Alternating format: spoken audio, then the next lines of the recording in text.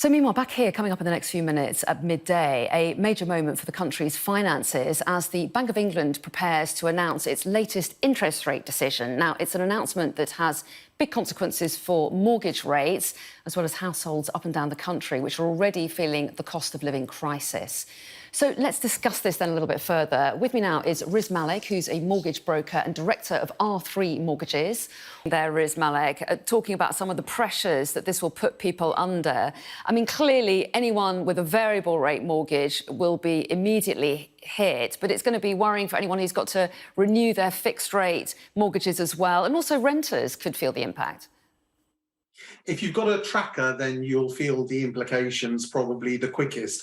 But yes, we're in a position where we're going to be squeezing people at a time when they're already being squeezed.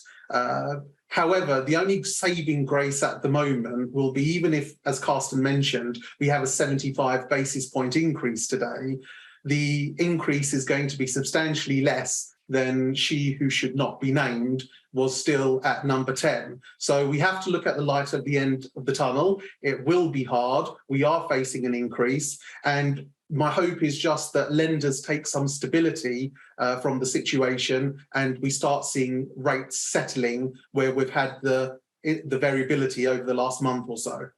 So let's get a bit of reaction to the move by the Bank of England now and return to our panel. We're rejoined by Riz Malik, mortgage broker and director of R3 Mortgages, and Carsten Jung, who's a senior economist at the Institute for Public Policy Research. Well, yes, and Riz Malik, of course, you are going to feel the impact, aren't you? People will be talking to you about their worries about their mortgage rates, which inevitably will be going up, certainly if you're on a tracker rate. We've been having that conversation over the last month, and they haven't been nice conversations, to be quite honest. The one thing that we need to do going forward from here is, as Carsten said, we need to look at the government for support. Kwasi Kwarteng had the chiefs of a lot of the big banks in during his short reign, and they had a meeting to talk about stability in the mortgage market. What happened? Nobody can tell us.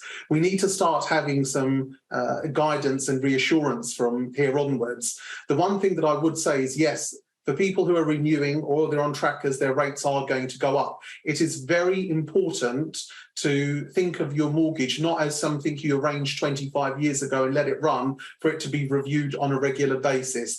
There are mortgage brokers up and down the country who are more than happy to sit down and see if you're in the best position for yourself. And if you are struggling, it is very, very important to start the dialogue with the lender as quickly as possible. There may be options available to you, payment holidays, increasing terms.